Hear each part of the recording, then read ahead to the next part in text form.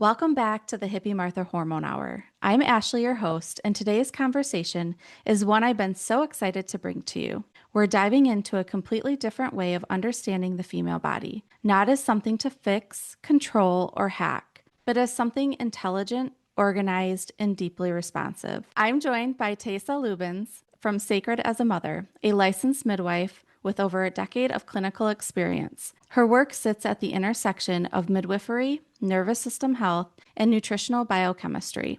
But what really drew me to her is how she speaks about women as living systems. She's the creator of the Language of Living Systems, a framework that views the female body as something that organizes energy, fertility, mood, and intelligence through cycles, not chaos. And one of the things she says that really stopped me in my tracks is this: your symptoms were never the problem. They were the most honest thing about you. So, if you've ever felt like your body is confusing, broken, or working against you, this episode might completely change the way you see yourself. Thank you so much, Tessa. I am so excited to have you on the show.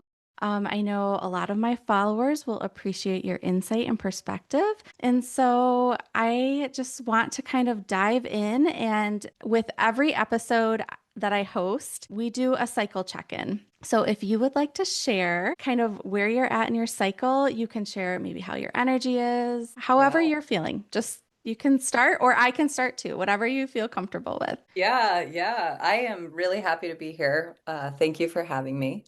I really enjoy your work. I found your page on Instagram and I'm so glad that we connected. So I think there's a lot of really positive overlap here.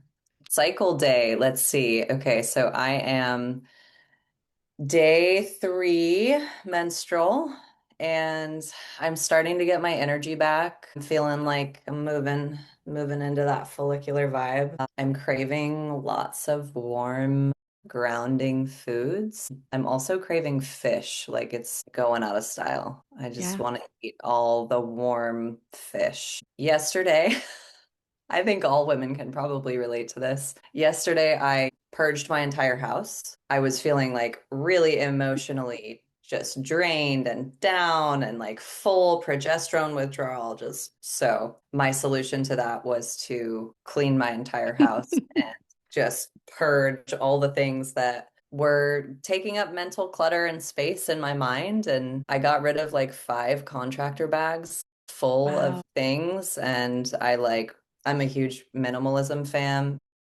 Simplicity is key because I like my life to work for me, not Mhm. me working for my life. And so, yeah, I just like reviewed all my systems at home, and the kids and I cleaned the whole house, and they decided what they wanted to keep and what they wanted to let go. And I cooked all day long and laid down a lot, took a lot of breaks, Yeah. did all my admin prep for Monday. And yeah, That's that's where I amazing. am. I'm Yeah. feeling dehydrated though, so I'm gonna Well, keep hopefully I drinking saw you drinking some tea. So hopefully, coffee. oh, But yes, no. okay, there we go. Well, good. Well, I'm on a really long cycle. I'm on cycle day 53, but 8 days post ovulatory into my luteal phase. So I am feeling very luteal, which, but I'm in that like wired luteal phase, I think. Oh, I know what you mean. I know So exactly yeah, what you mean. I ended up taking some L-theanine before this because I was like, I need to just relax. Not like Like, hydrating. oh, Yeah, totally. Yeah, so that happens to me too. I think that happens to a lot of women, particularly those of us that are really, really high capacity. Well, have you ever met a woman who's yeah, not high right. capacity? Yeah, so we're gonna get rid of that thought. Yeah, that happens to me a lot. I get very wired in luteal, particularly when my progesterone drops and I don't have enough fuel to sustain that Yeah. blood sugar that I need or the resources, because that metabolic rate increase is so wild, isn't it? Mhm. Oh yeah, it's just insane. And I felt like I've even posted about it recently where my body just feels like it's so warm. And I'm like, this is not perimenopause. Like this is progesterone. Just progesterone. What Yeah. it does. It's wild, but hormones are amazing. And we're going to talk a lot about kind of not so much as hormones, but really how our bodies respond to different things. And I know we are definitely new acquaintances. I shared one of your videos that I saw on my Instagram, and I was just astounded by the study that you had shared, which was just in regards to how our ovaries have communities. And I instantly was like, oh my gosh, I need to know more about this. I've also really enjoyed listening to your midwife field notes that you share on Instagram. I'm so glad. I never know how those land. They have been landing really true for me.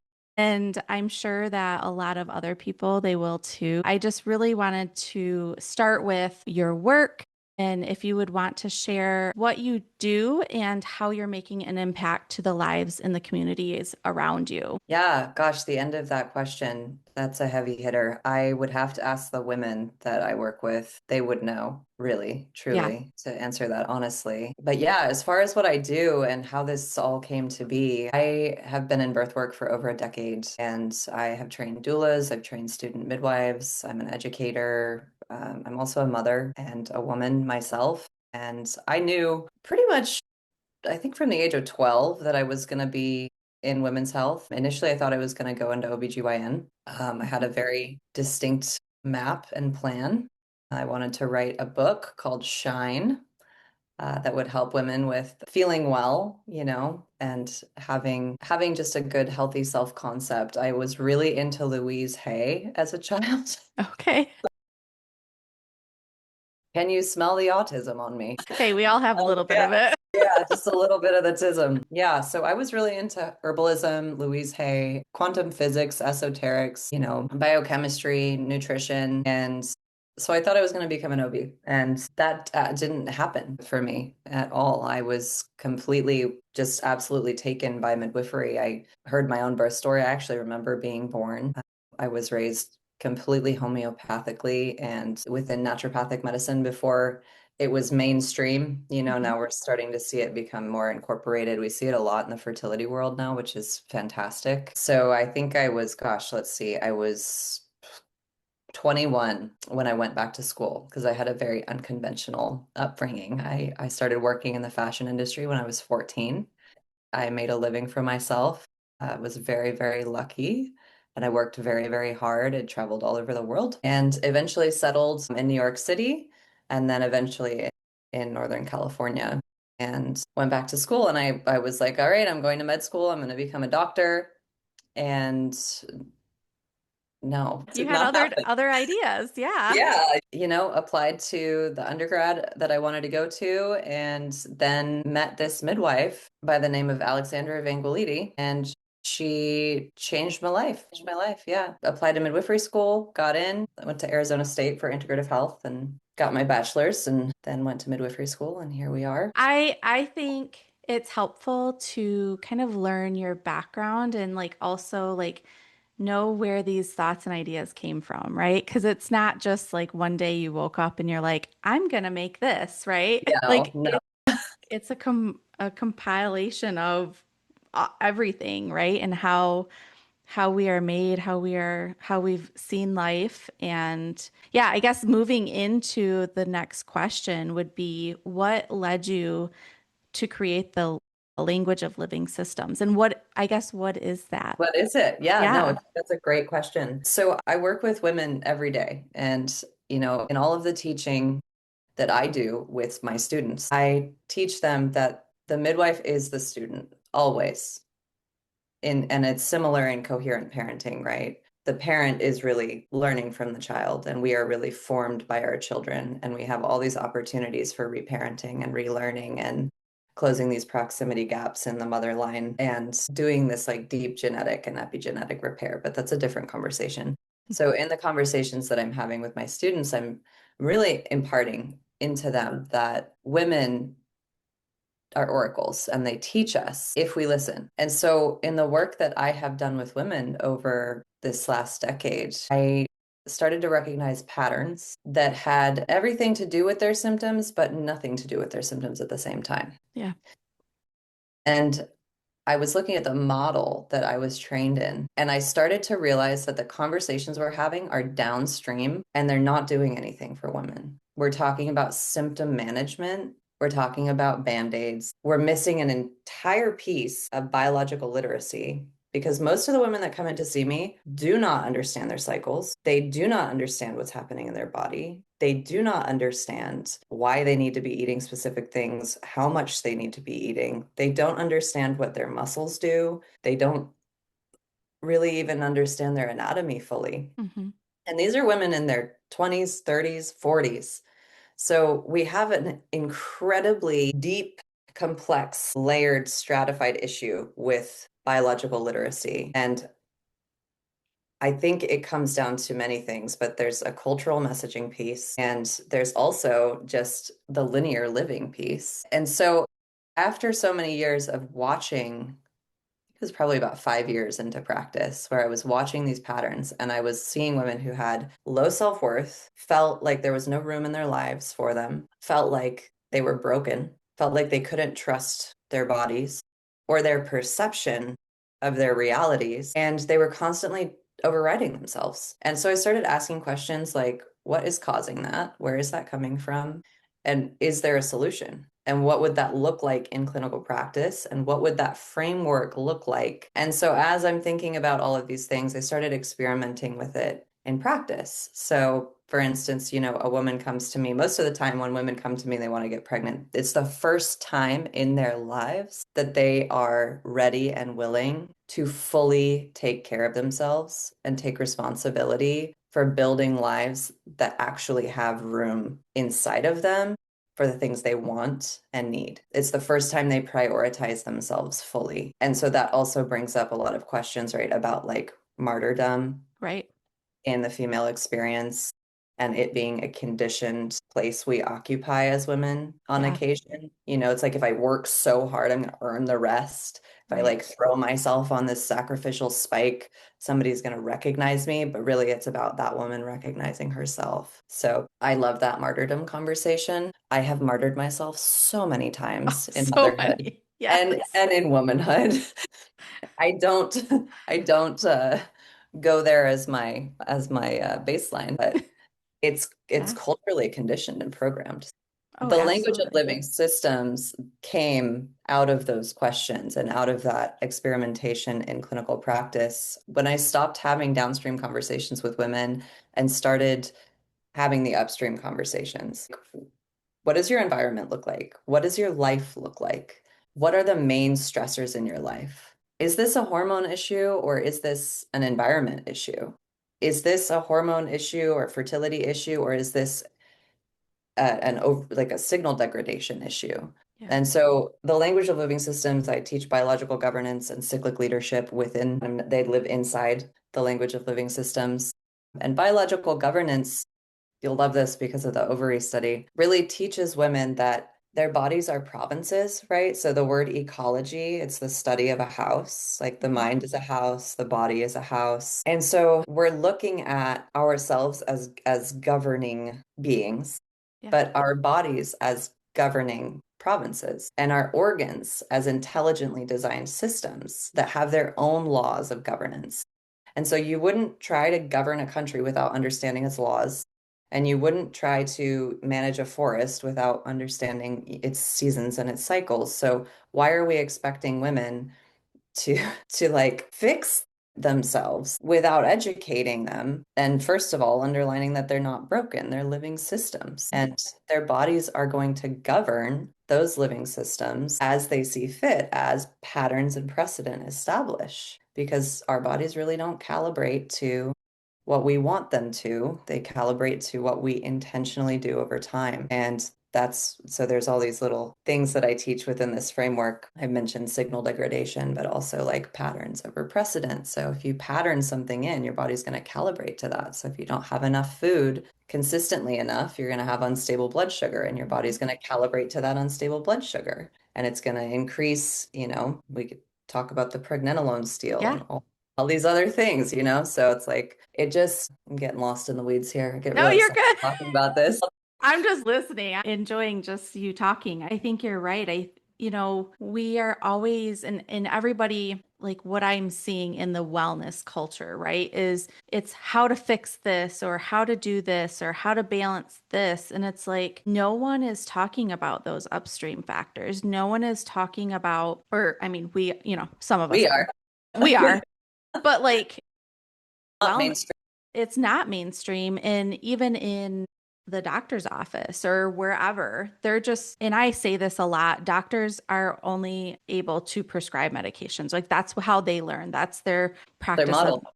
it's their Yeah. model of medicine. And so, yeah, I think understanding different frameworks and being able to apply the different frameworks can be really helpful in really taking a look at your whole life Mhm. and just seeing what is upstream that could be affecting the ovaries, the blood sugar, all of the things. Yeah. We know that just like we have multiple organs in our bodies that come together as the whole, all of the aspects of our lives impact our health and well-being. You can look at like the male versus female nervous system, for instance. Like, I don't know a woman alive that isn't physically and emotionally impacted by clutter and grime and dirt versus a man, they're just not. Like they're Yeah. wired differently. And so I can't remember the exact stats on it, but I think it was very recent in research actually that the female nervous system was fully mapped. And that again is a different conversation. Like women haven't necessarily been included in research a whole lot, and yet we create the entire world. You know, if I ever have a TED Talk, I'm going to address like, women and their creation. Like Yes. no, I'm kidding, but that would be kind of fun. But when you look at the female nervous system, we need oxytocin to regulate. Without it, we don't regulate. And each phase of our cycle has a different metabolic need as well as a different nervous system state. And you talk about GABA receptors in the luteal phase with progesterone. So if you have low progesterone, like there's all of these links, right? So our environments are impacting the way that we feel. Beauty and pleasure increase oxytocin, which helps us feel regulated. And when we feel regulated, we're more happy and our cortisol downshifts, reproduction upshifts, because, when we don't have super high cortisol, our nervous systems, our HPA axis chills the fuck out. And our systems start to regulate, and living systems regulate through cycles. And so, when you mentioned earlier, our symptoms are the most honest things about us, they really are giving us a map to understanding what our living systems are asking for and need. And so many of us are so used to overriding the signals. So I view symptoms as signals. That's how I Yeah. teach in my framework.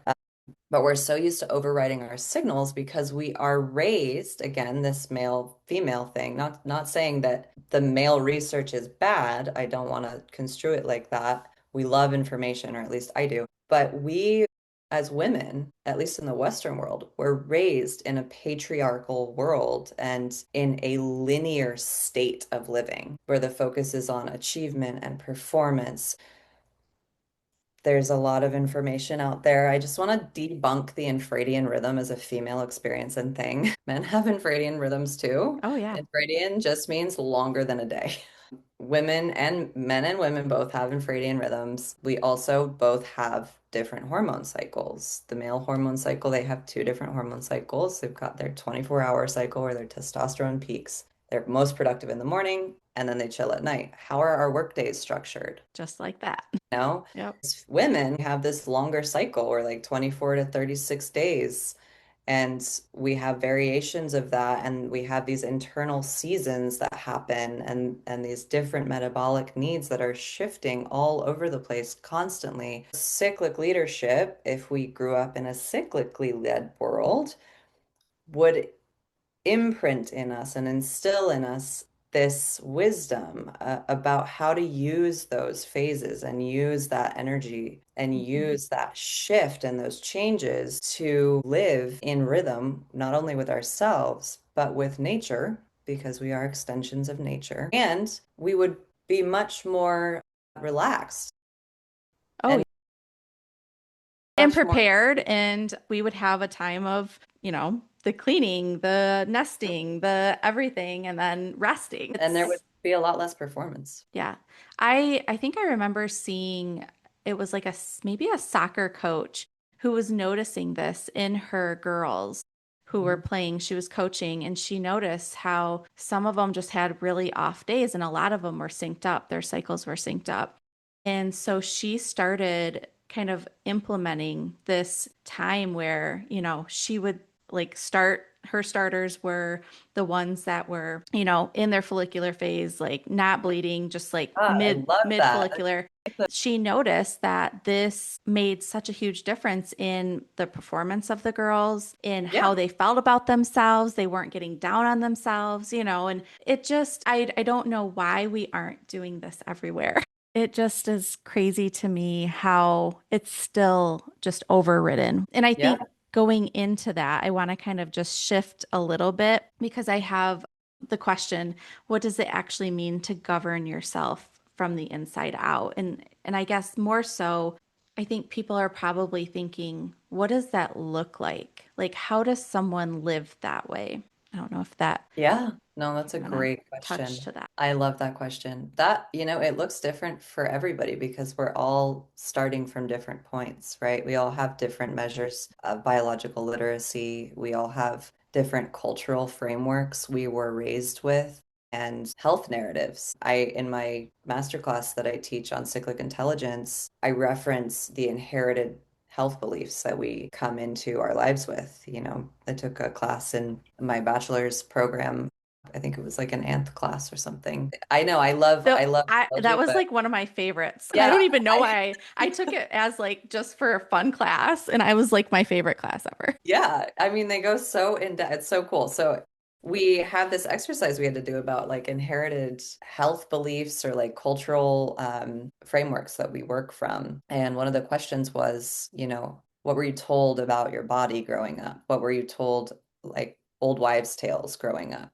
For me, it's like my Latvian grandma makes the specific soup and it like heals you when you're sick, or like you go outside in the cold when you're a child a lot, like you'll get a really strong immune system, something like that. But then it got me thinking about what women are told about their bodies, their hunger, their cycles. You think about who taught you about your cycle. Where did you learn about it? What was the language used? What was that messaging like? And then you ask, what did my mother share about her experience and her body? And what did I witness other women doing? And that is the key to answering this question, because what we see other women doing is what gives us internal permission to do too, because we are so programmed to belong and to identify safety with belonging that when we see somebody else living differently than we are, we go, well, if they're doing it, maybe I can do it too.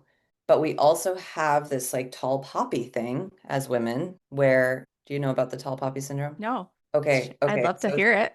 yeah, it's cool. I learned about this in a training with Kate Scudder, who you would love. You would absolutely I love need to her. write her down. Yeah. Any mothers listening who are entrepreneurs or businesswomen, she's great. She's fantastic. So there were two French kings, and they had provinces right next to each other.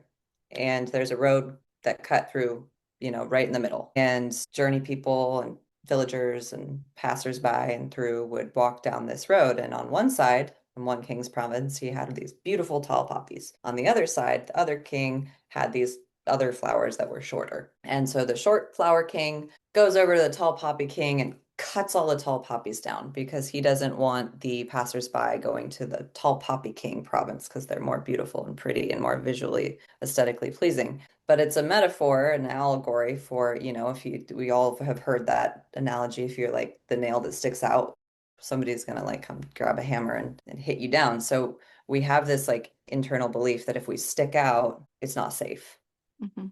because we're going to get cut down. So, governing yourself from the inside out, most women are going to think about that question and go, I don't know how to do that. And then they're going to reference the examples that they see in culture. And they're going to reference the examples that they grew up with. And they're going to ask, how did my mom do that? And then they're going to go looking for information to fill what for most women is a somewhat empty cup. Yeah. And when they go out in the world and they start looking for information, what kind of messaging are they going to see? balance, fix, so I Hmm. get why it's a difficult question for some, but what that actually looks like is simply listening to your body.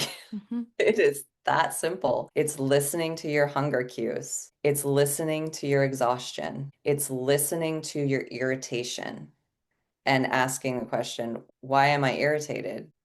And being honest about it. It's Yeah. listening to your desire to edit your entire life in your luteal phase. This is a great time, by the way, in your luteal phase to go through and like look at what's not working in your life. Not to say burn your entire life down, but like if you are tired of doing dishes, maybe reduce the number of dishes you have or something like that. Yeah. Or if you have like a bunch of work projects that you feel like are really not functioning well, go through and like refine the system and like, edit Yeah. everything. It's the revision period. So when you start responding to your body and you start listening to yourself and leading cyclically and governing your living system, your body starts to recalibrate. It takes time. And most women and most of us, myself included, are like, I've been doing this for an entire week. When am I going to see the results? Yeah. Yeah. Because we've been Absolutely. programmed by this linear world where we're like, so you start to restore signal clarity. I see this a lot in clinic where women are like, their signals become kind of distorted and louder and like weird because they've not only degraded them, but they have like suppressed them and not listened to them and overridden them for so long, their symptoms, that is. And so when they finally are forced to listen because their symptoms and signals start screaming at Hmm. them, like they get really bad PMS or super bad PMDD, or like their cycles disappear or their progesterone tanks, they are like, something's wrong with me. But really what's happening is their body's like, you didn't listen to me the first time, so I'm going to yell even louder. But when we start to restore signal clarity by listening to ourselves and governing ourselves and doing things that bring us joy and slowing down and finding pleasure in living in our lives and building lives that don't fall apart when we step out of them and stop doing the things that we're doing. Like, for instance, if your entire life is run by you and you're the load-bearing beam, how is that supporting you? How is that impacting your internal environment? How does that actually look sustainably long term? It's not sustainable because you're the load-bearing beam. So when you start asking women these questions, it's like this awareness sort of dawns on them and they're like, some women get really mad. Yeah.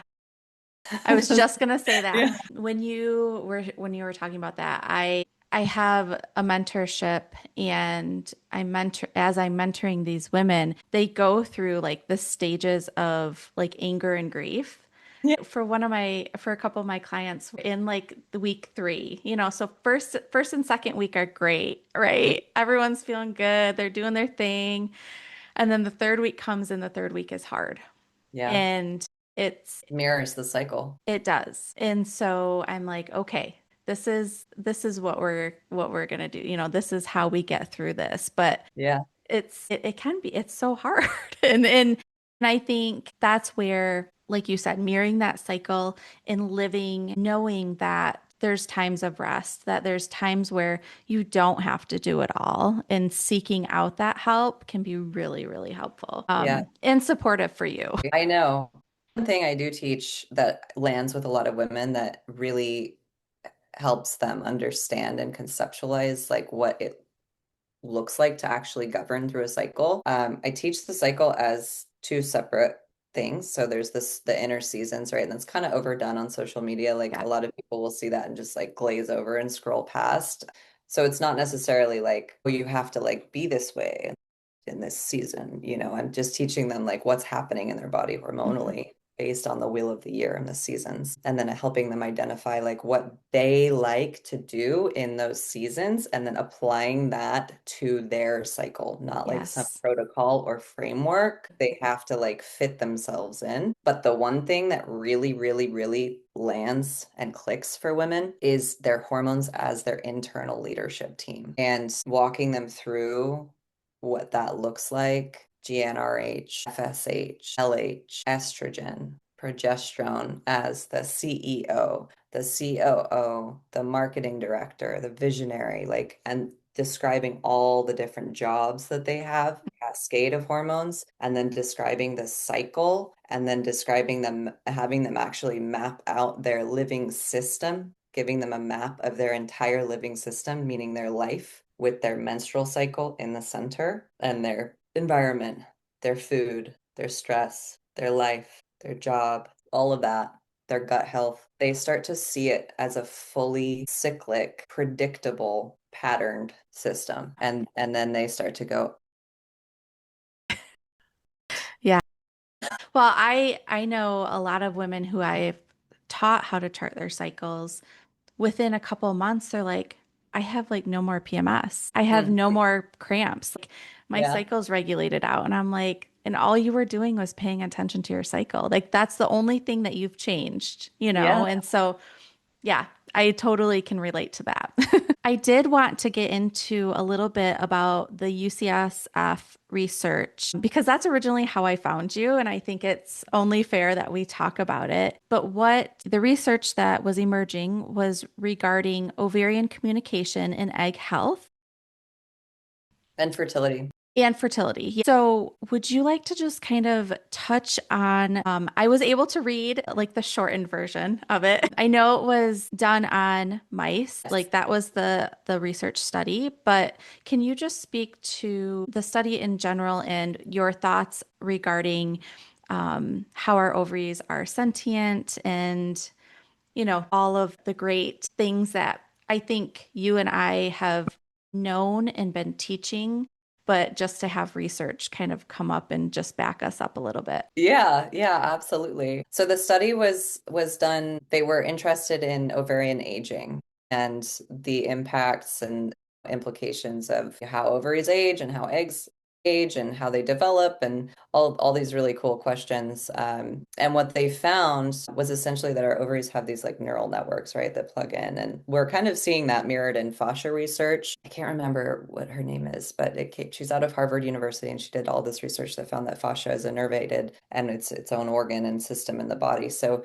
we know that our bodies are these intelligent living systems, right? But to find that our ovaries actually plug directly into our brain and there's this communication line happening, right? So they're essentially sending these signals. And the study also found that where there were larger, denser population of healthy eggs, there were more resources, which mirrors our experience in community, right? And so the study didn't say anything like, if you live in a community, you'll have healthier eggs. You Right. know, it simply said that there were more resources in areas where the eggs were healthier and they were lumped together versus the eggs that lived in parts of the ovary that didn't have other eggs living nearby.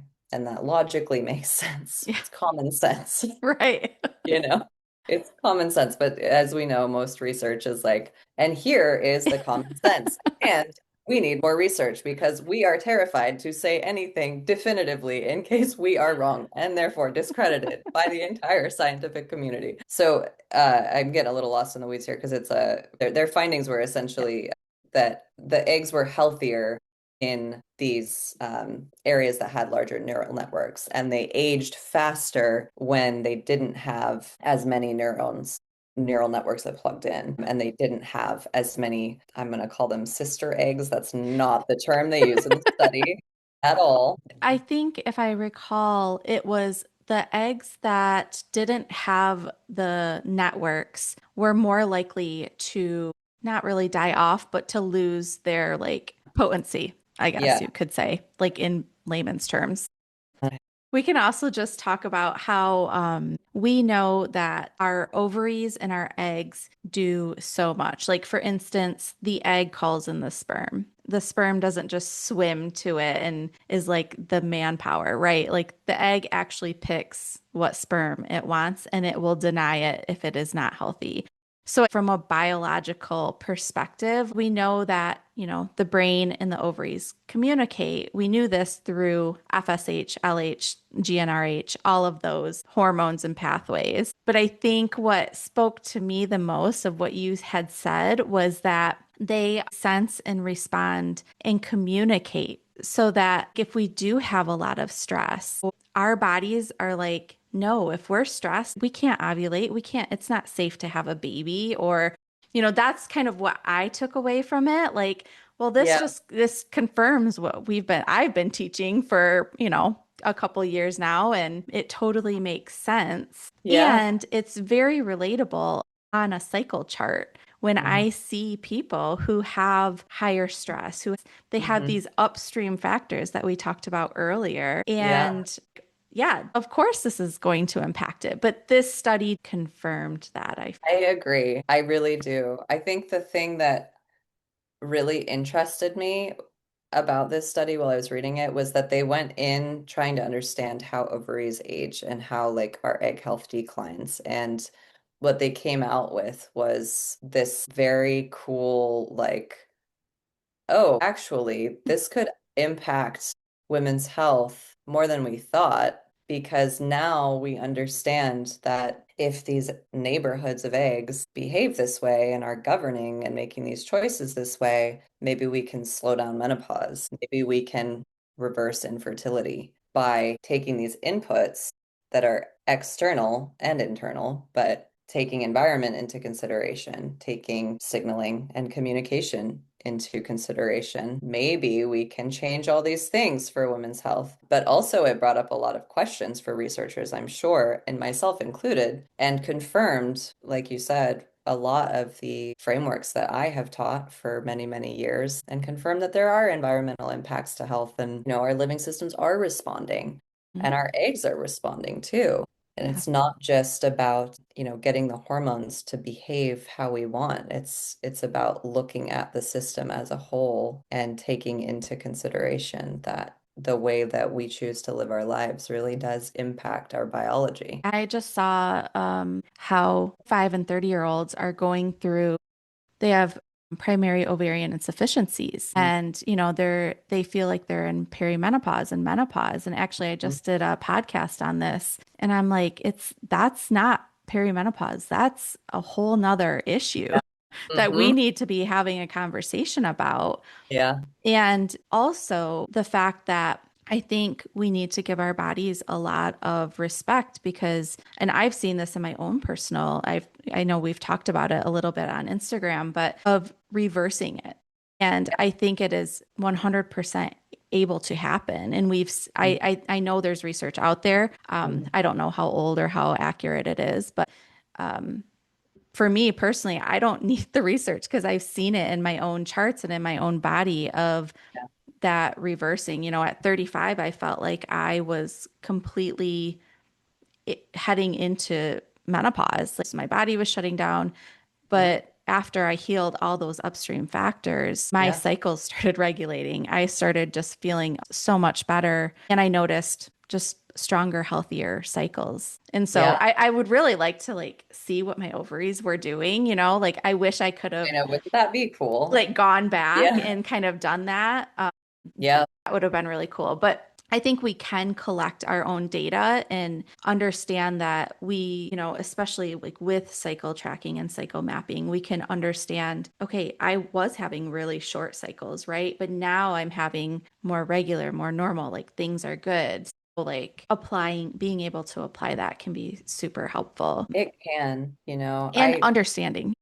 I similarly have my own data that is reflected in this research. And I want to just touch on what I just said, like, our biology responds to inputs, but our biology also communicates back. And when we are living really stressful lives, speaking about that nervous system component plugging into the ovary, our ovaries then say, maybe I don't know about this because I'm not getting the appropriate, like our whole system. I'm going to just briefly talk about pregnenolone because it's Yes, please. so Yes. important. So when our body basically chooses, this is oversimplified, but our body chooses every month to make sex hormones or stress hormones.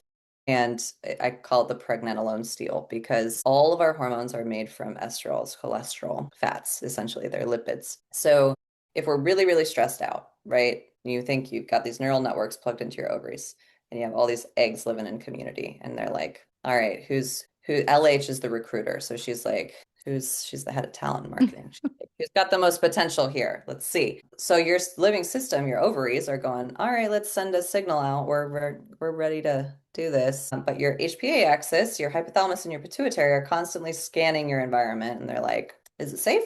Is it safe? Am I safe? And then your whole metabolic system's like, do I have enough resources? Right. So you're scanning, scanning, scanning. If you have super high cortisol, your HPA axis is not, you're not going to get that signal from your hypothalamus, GnRH, to your pituitary, then FSH, follicle stimulating hormone. You're instead going to get like, all right, let's make more stress hormones. Let's not make these hormones. Let's sex hormones. Let's make more stress hormones because we need to be active and alert and like ready. And when you do that, your body downshifts reproduction. And so then your ovaries get this like, they don't get enough stimulation from the FSH and they don't get that LH surge that causes ovulation because they're like, there's a little too much cortisol here. And they measured those cortical pockets in the little egg neighborhoods. So they found that the nervous system definitely, well, actually, I can't say for sure that they found it because I'd have to read the study again to quote it like that. But there's certainly a link between nervous system and egg health and ovarian aging. And I saw it in my own life when I was preconception. I was in my 20s and I didn't have a cycle at all. It's completely gone. And I had to teach myself how to Mhm. eat again. I mean, I've always eaten a lot, but I had to eat like an insane metabolisms. I had to eat like Mhm. 3 times the amount that I was eating. And I had to bring my body back into a state of safety because I didn't feel safe for so many years. I was like in freeze and in chronic stress and go, go, go, go, go. And so in my early 20s, I really, really, really came back to myself and started the work of like unraveling and unwinding that ball of yarn and looking at all the complexity and looking at like what really felt good, how did I want to be living, really, really learning my cycle again. I mean, I was raised very differently than most people. My mom meditated every day and raised me with transmission meditation. There were always meditation groups happening in our house. I mentioned earlier with naturopathic medicine and Chinese medicine, lots of cranial sacral acupuncture, stuff like that. So that was my normal. So it was a lot easier for me as an adult woman to come back to those practices because I had reference. And she also talked about her cycle when I was growing up. I saw blood. She didn't hide it. She'd have blood smeared on her thighs and she explained it to me. And it was not something to be ashamed of. We had rest when she was on her cycle. So I had Which to, goes back to what you said earlier is how did you see that? Like, how was that emulated for you, right? yeah, yeah. But I had to really do a lot of preconception work to conceive. And the father of my children, my partner, was 24 years older than me, which I had a lot of concerns about. We have very healthy children and they remain healthy today, and he remains healthy in his life. Yeah. Yeah. Yeah. For the listeners too, like there's so much that you can do, but also sometimes it's looking at what you need to take away, Away. Exactly. I know. which can be really hard for some people. Because, yeah, It's hard it's for me. sometimes I know for myself too, and I think we have very similar just mannerisms and things like that. But sometimes when you do slow down, it just doesn't feel as good as when you're go, go, go. Like, Doesn't feel safe yeah, for a lot of women. It doesn't feel safe to slow down. yeah. It's the set point. We talk about like the wealth set point, another great resource, Jamie C. If other We'll moms, we'll put that in the show. well, yeah, a lot of people will benefit from these women. They're business coaches, but they're also Mhm. just like really, they are really cool women. Yeah. Others. So, we talk about like the wealth set point, but we're also talking about nervous system set point and experience set point. So I'll use myself as an example. I used to be in high volume practice, and we're talking like 15 births a month, birth center, just go, go, go. I was also a mom. I had children under the age of 3 too. And I had no time at all for myself. And my cycles were so painful. I was brain fogged all the time, existing in a constant state of stress. I worked like that through my pregnancies. Up until 39 weeks, I got put on bed rest with my second pregnancy because I just worked all the way through. And I remember two very distinct things. One, managing two really complex births at 35 weeks pregnant with my son. And I think I had been awake maybe 36 hours and I had barely slept and I had barely eaten. And my colleague, Krista, looked at me after baby was out and we had mom in each room and they had delivered within like minutes of each other and we were under resourced and finally we had more bodies show up and more staff members show up and she took me to the other room, she gave me an IV, she gave me a hamburger, and then she said, now you get to sleep in an on-call room. I was in such a state of high stress. That kid did not come out until 41 weeks. His sister was born on her due date. Boom, because he needed my nervous Hmm. system to chill out before he felt like he was ready to come out. And really it took me weeks to come down from that. But the second thing that comes to mind is recovering from that high volume took me a year and a half. A Wow. year and a half for my nervous system to realize and fully trust that it could come down. And it also took me a year and a half not to fill my life with other things and just to learn to be. I started training jujitsu after I left high volume practice and I got obsessive about it because my set point was intensity. Right. So I was like, we go all in. Yeah. And then I had to take a step back. And when I fully took a step back, I was like, oh my God, my body feels so much better. I don't have to keep my brain active and my body moving at all times. That's not how this works. I get Hmm. to sleep. I get to slow down. I get to not put a bunch more in my cup when I take things away. I get to just fill it up and enjoy the water and Right. put it down. Yeah. Utilize the cup. It's crazy. Well, and I always tell women, like, especially who are in midlife, I'm like, if you're burning the candle at both ends, you're gonna have probably a pretty shitty time in perimenopause. Yeah. Because Yeah. in what people don't understand is our adrenals, when we don't have a cycle anymore, our hormones, our estrogen and our progesterone come from our adrenals and our fat.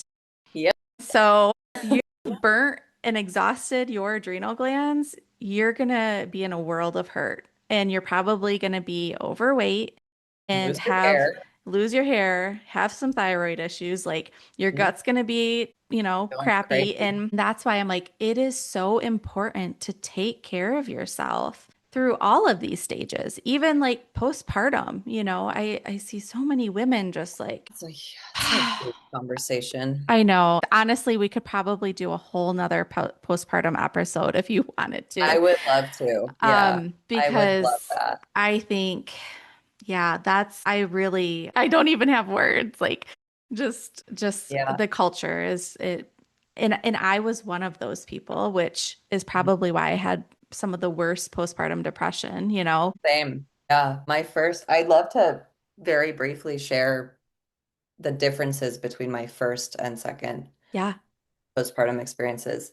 With my first, I think this is the experience for a lot of first time moms. I was a midwife. I was kind of a know-it-all. I thought I was gonna have one type of experience, and it was not that. Postpartum, my friend Julia Bond, another cool resource, she talks about it as a return and an awakening. And I, in my own practice and in my own life, have experienced it to be those things. And also, it's like a mother line lineage. It reawakens all of the things in your life that need attention. So with my daughter, I gave birth to her and I was in shock. I mean, just complete shock. My labor was like 52 hours long. She was born vaginally. She's gigantic, pushed for 3.5 hours, transferred at hour 36 for an epidural because I was like, if this kid's coming out of my vagina, I am gonna need some pain relief. I Yeah. didn't feel super safe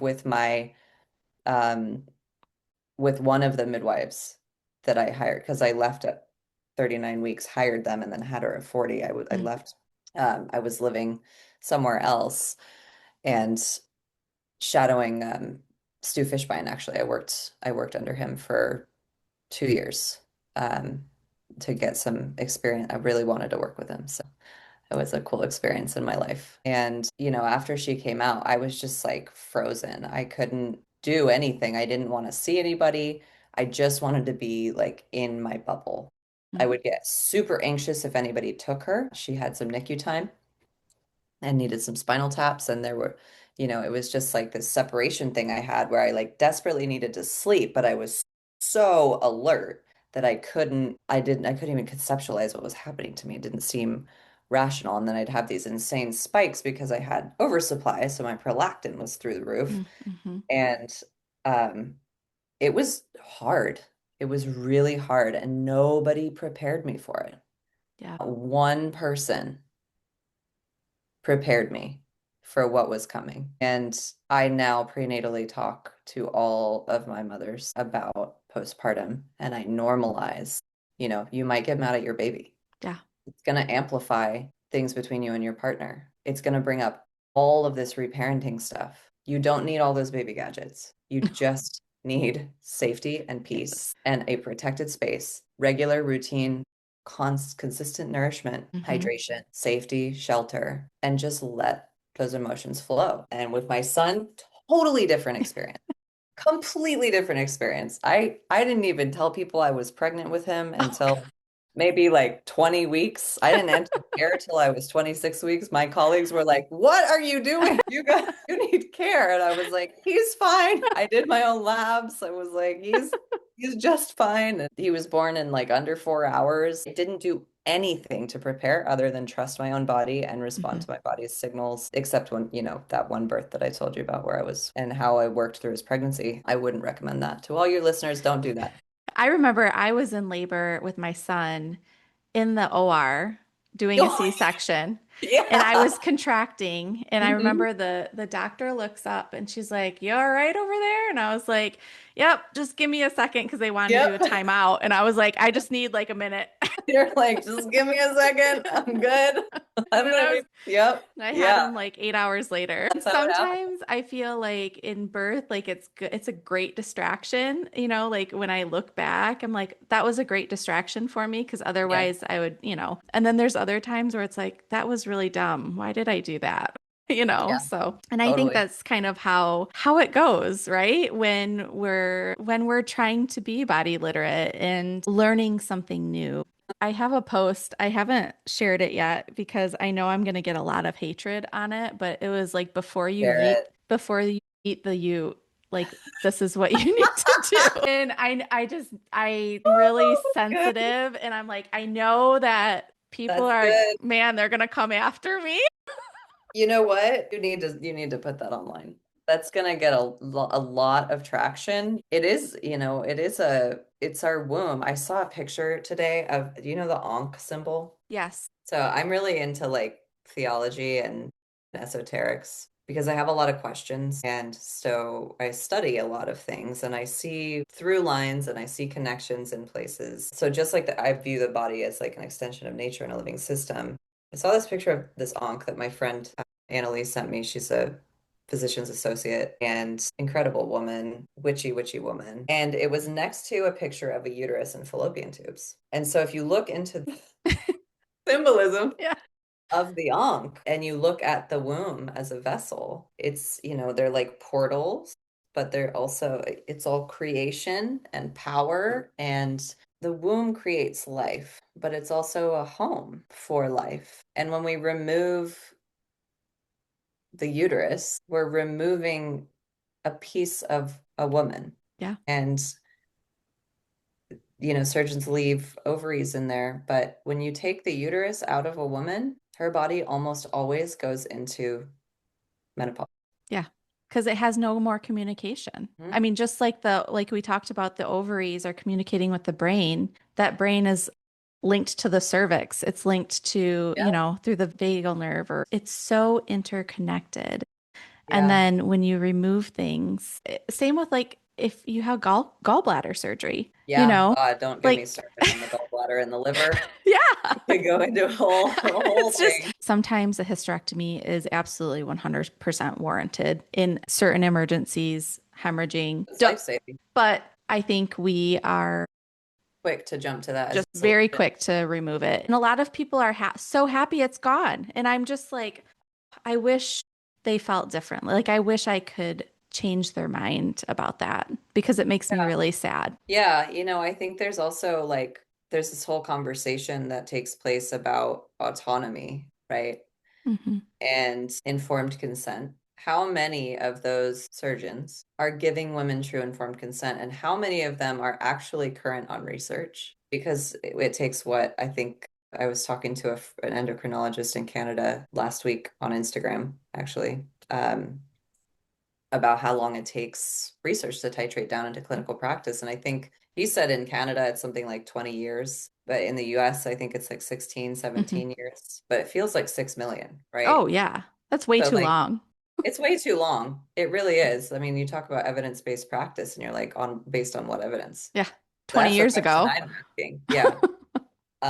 But I know, for instance, a woman in my community, I have delivered most of her daughter's children, a very good friend of mine. She has ferritin right now that's at 6. She's had, I'm gonna not share her medical information, so I'm gonna change this number. She's had 10 children, and her system is under intense stress, and she's dealing with some health stuff, and her doctor's solution is to take her uterus out. She doesn't have any cervical cancer. She doesn't have any abnormal cells. She is just on the precipice of perimenopause. She's still cycling normally. She's still ovulating. And I'm wondering why that is the solution. Why are we gonna just remove this woman's uterus? Right. And then you deal with prolapse, you deal with bowel Mm-hmm. and bladder issues, you deal with You need all to of these mesh other it. things, Yep. right? Mm-hmm. Because there's a void in it. And this happens so frequently, you know, even with women who have fibroids. I'm like, Yep. why aren't they just removing the fibroids? Well, since we're in there, we may as well just take the whole thing out. It's just going to happen again. I So know. is this an estrogen Yeah. problem? Is this Yeah. what is this? Mhm. Why? It's just gonna, like it just, That's the oh, thing, though. That is the thing. It's like, oh, it's just going to keep happening again. But why? why? Why is nobody asking the question, why does it keep Right. happening again? What in this woman's life is contributing to her body responding this way? There's that word again, responding. But it really is a response. And women have to be given language to contextualize and understand what is happening, not only in their bodies, but understanding what they're responding to versus like messaging like fix yourself, you're broken, balance yourself, which means you're unbalanced. We're all unbalanced. I mean, We're- at some point, It's like, yeah, it's the nature of being cyclic, but I really do wonder how different women's health would look if we treated women cyclically versus then in a linear model. And if we acknowledged that, for instance, our ovaries are making sentient decisions based on available resources and egg clusters living in these egg neighborhoods and based on signaled communication between the brain and the ovaries. They are governing themselves and their own province. And then our uterus has the portal vein, right? So I just really wonder how different healthcare could look. I really do. But it starts with women. agreed. And yeah, and it starts with women governing themselves, truly. Yeah. We're taught to trust authority too, not necessarily to trust our own inner gnosis and Hmm. authority. And that's a serious problem. Yeah, That's a serious problem for women today. absolutely. Well, in closing, if there is just one thing you wish every woman could understand about her body, what would it be? It is the most intelligent leadership on the planet. Yeah. It I is, yeah, yeah, it is the most intelligent living leadership system on the planet. And listening to yourself and trusting yourself. And is it listening to yourself sounds like so woo-woo, but like legitimately showing up for yourself and responding to that wisdom that is within you will change your entire life. It will. It does. I didn't do it until I was like 35. So like, Mhm. there's room. So if you're if you're Yeah, listening and you're like, okay, this is too late for me, it is never too late. never Never to too late. seize the moment. Where can listeners go to learn more about you and your work? At Sacred as a Mother on Instagram or Sacred as a Mother on Substack. My website is currently in redevelopment. It's with my web designer right now, but that will eventually be sacredasamother.co.